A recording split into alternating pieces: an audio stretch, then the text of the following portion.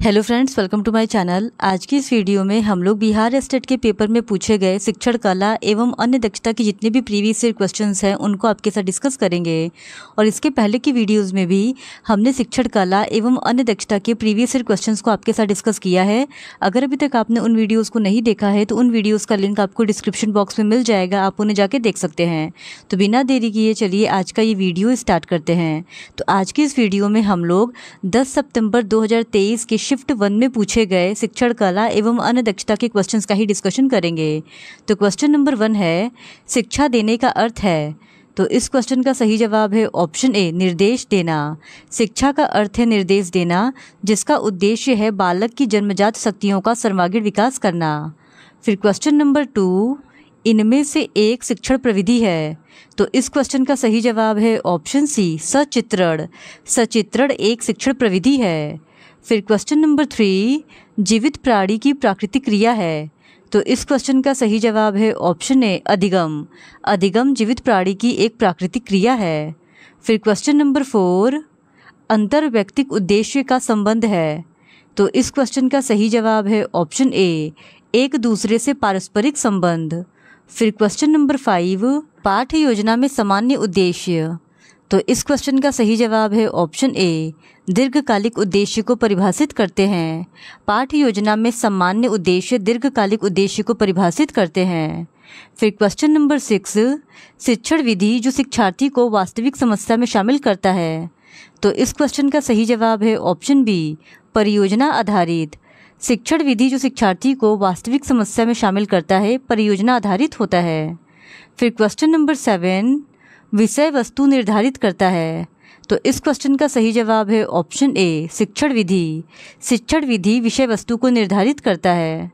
फिर question number 8, छात्र छात्राओं के मिश्रित कक्षा में सहयोग उन्नत करने हेतु अच्छी विधि है। तो इस क्वेश्चन का सही जवाब है ऑप्शन ए, दलगत कार्य या जिसे ग्रुप वर्क भी कहते हैं। यह छात्र छात्राओं के मिश्रित कक्षा में सहयोग उन्नत करने की सर्वोत्तम विधि है। फिर क्वेश्चन नंबर 9, शिकागो विश्वविद्यालय ने विकसित किया।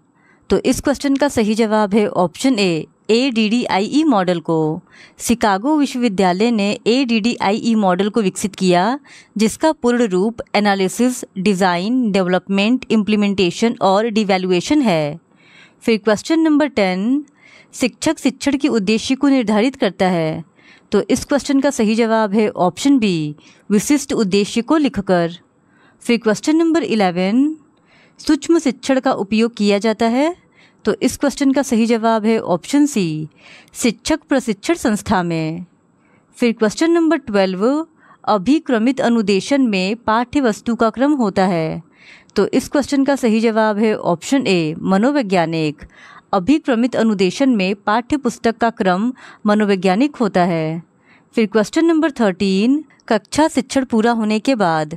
तो इस क्वेश्चन का सही जवाब है ऑप्शन बी, शिक्षक को श्यामपट्ट साफ कर देना चाहिए। कक्षा शिक्षण पूरा होने के बाद शिक्षक को कक्षा से बाहर निकलते समय श्यामपट्ट साफ करना चाहिए, क्योंकि यदि श्यामपट्ट साफ नहीं है तो अगले शिक्षक कक्षा में आते हैं तो छात्र कक्षा पर ध्यान केंद्रित में सक्षम नहीं हो सकते।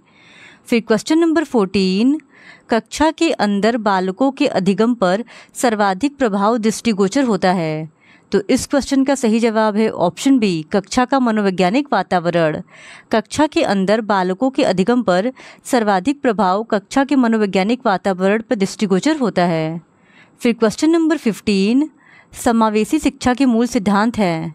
तो इस क्वेश्चन का सही जवाब है ऑप्शन सी, ए और बी दोनों, यानी समावेशी शिक्षा के मूल सिद्धांत हर वर्ग के बच्चे को शामिल करना है और इसके साथ ही साथ समावेशन विविधता को महत्व देना है। फिर क्वेश्चन नंबर 16, पुस्तकालय एक ऐसी जगह है जहाँ। तो इस क्वेश्चन का सही जवाब है ऑप्शन ए, ढेर सारी किताबें रखी हुई हैं। फिर क्वेश्चन नंबर 17, निम्नलिखित में से कौन सा एक पुस्तक का प्रकार है। तो इस क्वेश्चन का सही जवाब है ऑप्शन सी, ए और बी दोनों, यानी सामान्य पाठ्य पुस्तक और संदर्भ पुस्तक, ये दोनों ही पुस्तक के प्रकार हैं। फिर क्वेश्चन नंबर 18, निम्नलिखित में से कौन सा गुण शिक्षकों का नहीं है। तो इस क्वेश्चन का सही जवाब है ऑप्शन डी, ईर्ष्या।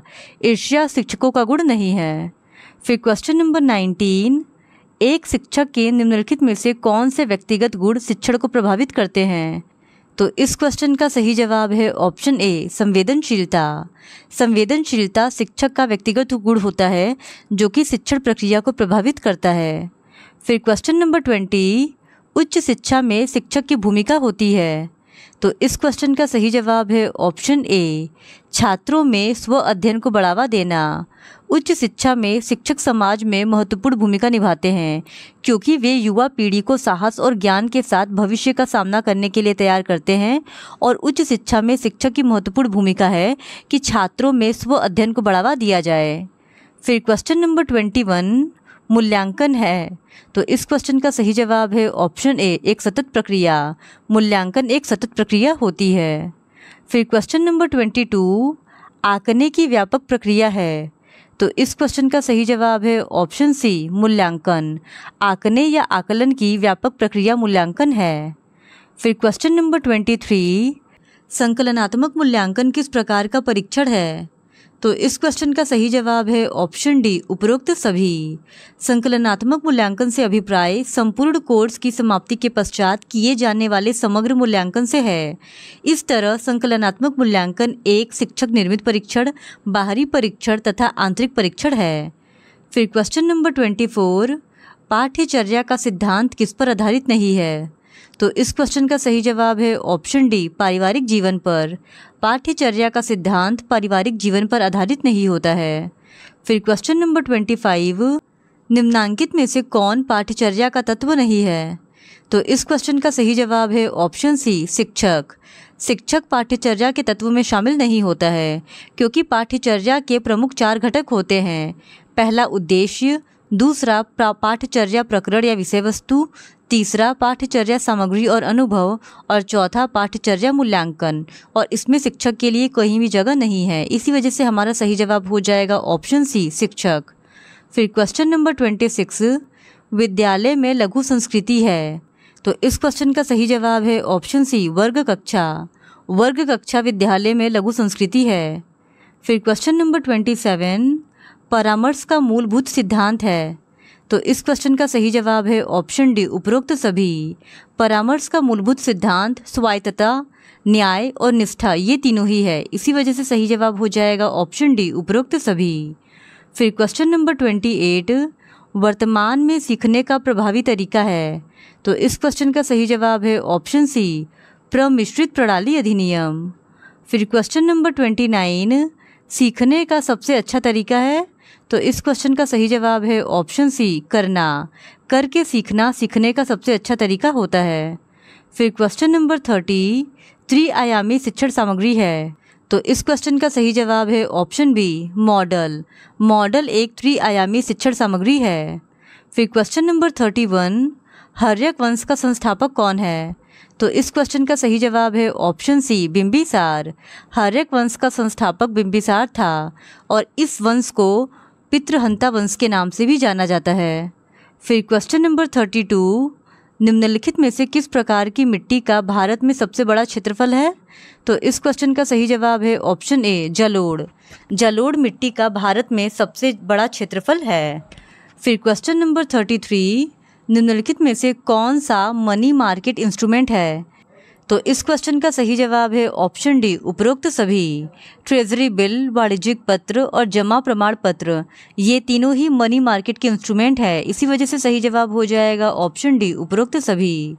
फिर क्वेश्चन नंबर 34, फरवरी 1938 में बिहार की निर्वाचित सरकार ने किस कारण से त्यागपत्र दे दिया? तो इस क्वेश्चन का सही जवाब है ऑप्शन डी, राजनीतिक कैदियों की रिहाई के लिए। फरवरी 1938 में बिहार की निर्वाचित सरकार ने राजनीतिक कैदियों की रिहाई के लिए त्यागपत्र दे दिया था। फिर क्वेश्चन नंबर 35, समाचारों में रहा ULPIN किस क्षेत्र से संबंधित विशिष्ट पहचान संख्या है? तो इस क्वेश्चन का सही जवाब है ऑप्शन बी, भूमि संसाधन।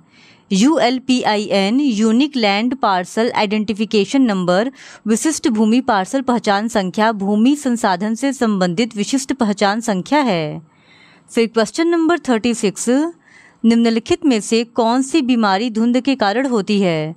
तो इस क्वेश्चन का सही जवाब है ऑप्शन डी, उपरोक्त सभी। धुंध के कारण रिकेट्स, ब्रोंकाइटिस और सांस लेने की समस्या, ये तीनों ही बीमारी होती है, यानी ऑप्शन डी इस सवाल का सही जवाब हो जाएगा। फिर क्वेश्चन नंबर 37, निम्नलिखित में से कौन सा ठोस अपशिष्ट नगर ठोस अपशिष्ट शब्द का वर्णन करता है? तो इस क्वेश्चन का सही जवाब है ऑप्शन डी, गैर खतरनाक। फिर क्वेश्चन नंबर 38, जंगल की आग का मुख्य कारण है? तो इस क्वेश्चन का सही जवाब है ऑप्शन डी, मानव गतिविधि। जंगल की आग का मुख्य कारण मानवीय गतिविधि है। फिर क्वेश्चन नंबर 39, निम्नलिखित में से कौन सा ग्लोबल वार्मिंग का प्रत्याशित प्रभाव है? तो इस क्वेश्चन का सही जवाब है ऑप्शन डी, उपरोक्त सभी। ग्लोबल वार्मिंग का प्रत्याशित प्रभाव समुद्र के स्तर में वृद्धि, वर्षा में बदलाव और रेगिस्तान का विस्तार, ये तीनों ही है। फिर क्वेश्चन नंबर 40, किश्तवाड़ राष्ट्रीय उद्यान की स्थापना किस वर्ष हुई थी? तो इस क्वेश्चन का सही जवाब है ऑप्शन ए, 1981 में। किश्तवाड़ राष्ट्रीय उद्यान भारत के जम्मू कश्मीर राज्य के किश्तवाड़ जिले में स्थित है और इसे 4 फरवरी 1981 को राष्ट्रीय उद्यान घोषित किया गया था। फिर क्वेश्चन नंबर 41, यदि एक वर्ग की भुजा 14 मीटर है तो उसका क्षेत्रफल ज्ञात कीजिए। तो इस क्वेश्चन का सही जवाब हो जाएगा ऑप्शन सी, 196 वर्ग मीटर। फिर क्वेश्चन नंबर 42, यदि मूल राशि 50,000 है और 4 वर्षों के लिए ब्याज की दर 2% है तो साधारण ब्याज ज्ञात कीजिए। तो इस क्वेश्चन का सही जवाब हो जाएगा ऑप्शन ए, 4,000। फिर क्वेश्चन नंबर 43, इसको सिंप्लीफाई करना है, तो इसको सिंप्लीफाई करने के बाद हमारा सही जवाब हो जाएगा ऑप्शन डी, 13.2। फिर क्वेश्चन नंबर 44, दो संख्याओं का लघुत्तम समापवर्त्य 168 है और उनमें से महत्तम समापवर्तक 12 है। यदि संख्याओं का अंतर 60 है तो संख्याओं का योग क्या होगा? तो इस क्वेश्चन का सही जवाब है ऑप्शन ए, 108। फिर क्वेश्चन नंबर 45, रमेश और सुरेश के मिट्टी के किलो की ऊंचाई 8 सेंटीमीटर और 15 सेंटीमीटर है। वे 24 सेंटीमीटर अलग हैं। किले के शिखर एक दूसरे से कितनी दूर हैं?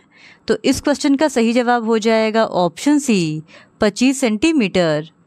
फिर क्वेश्चन नंबर 46, जिस प्रकार हाइड्रोफोबिया का संबंध पानी से है उसी प्रकार एक्रोफोबिया संबंधित है। तो इस क्वेश्चन का सही जवाब है ऑप्शन सी, ऊंचाई से। जिस प्रकार हाइड्रोफोबिया में रोगी को पानी से डर लगता है उसी प्रकार एक्रोफोबिया में रोगी को ऊंचाई से डर लगता है। फिर क्वेश्चन नंबर 47, वह शब्द चुने जो समूह के अन्य शब्दों से सबसे कम मिलता जुलता हो। तो इस क्वेश्चन का सही जवाब है ऑप्शन सी, ग्रेनाइट। दिए गए विकल्पों में एंथ्रेसाइट, बिटुमिनस तथा लिग्नाइट विभिन्न प्रकार के कोयले हैं, जबकि ग्रेनाइट एक प्रकार की चट्टान है। फिर क्वेश्चन नंबर 48, यहाँ पे हमारे पास एक सीरीज दिया गया है और हमको बताना है कि बीच में जो मिसिंग टर्म है वो क्या था। तो इस क्वेश्चन का सही जवाब हो जाएगा ऑप्शन डी, 8। फिर क्वेश्चन नंबर 49, यदि डेयर को 1083 के रूप में कोडित किया जाता है और फेट को 2093 के रूप में कोडित किया जाता है तो फेयर को किस रूप में कोडित किया जाएगा? तो इस क्वेश्चन का सही जवाब हो जाएगा ऑप्शन ए, 2083।